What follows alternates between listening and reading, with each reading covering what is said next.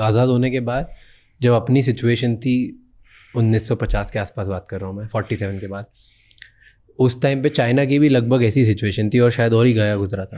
पर आज चाइना हमसे बहुत आगे दुनिया पर राज करेगा आने वाला फ्यूचर वर्ल्ड फ्यूचर चाइना का है। वो झूठा बात नहीं बोलता है कि हम विश्व गुरु हैं। ना हमारे यहाँ कोई काम की यूनिवर्सिटी जो वर्ल्ड लेवल में हम कह सके, ना कोई इंजीनियरिंग कॉलेज। ड्रोन तो बना नहीं पा रहे हैं, दुल्हा का ड्रोन बनाने वाला चाइना से आ रहा है, जबकि युद्ध ड्रोन पे चला जा चुका है।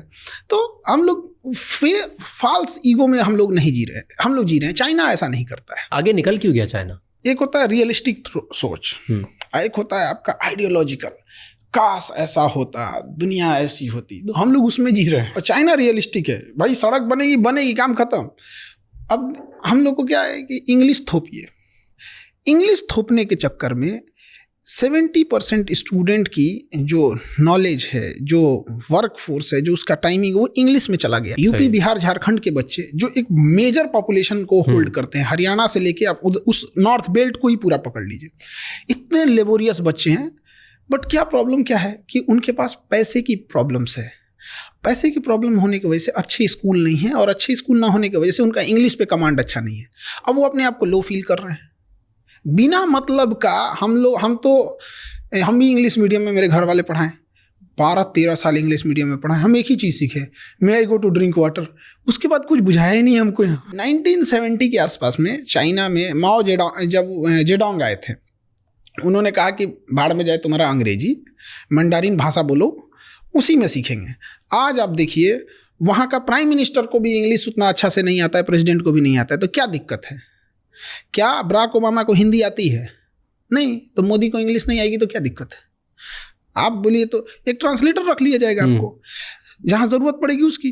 तो जो ब्रेन वर्क होना चाहिए था मेन काम पर, वो हट गया। और ये चाइना में नहीं हुआ। चाइना में नहीं हुआ। आपको चाइना में आप टॉप लेवल की बात करें, चाइनीज बोलेगा वहाँ।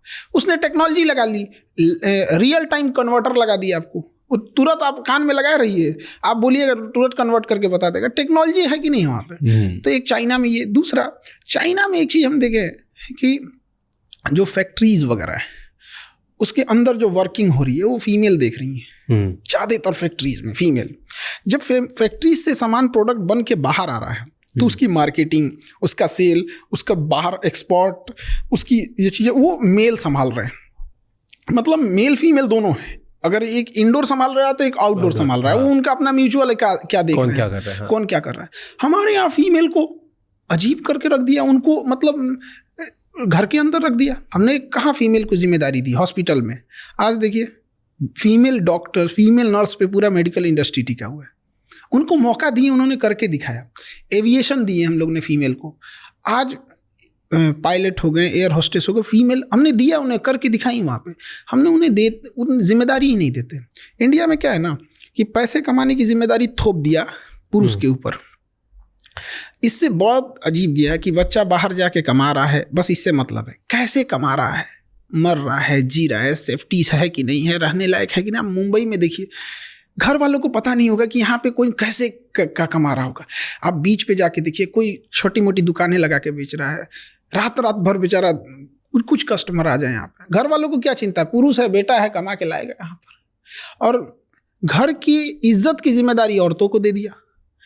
भाई इस दोनों की कॉमन जिम्मेदारी थी। यही वजह है कि इंडिया में आप देखिएगा कि अगर किसी को बद्दुआ देनी है, सरापनी है, तो वो घर की फाइनेंशियल स्थिति को संभालने वाले पुरुष को बद्दुआ देगा। तुम्हारे पिताजी को नौकरी छूट जाए, भाई ये हो जाए।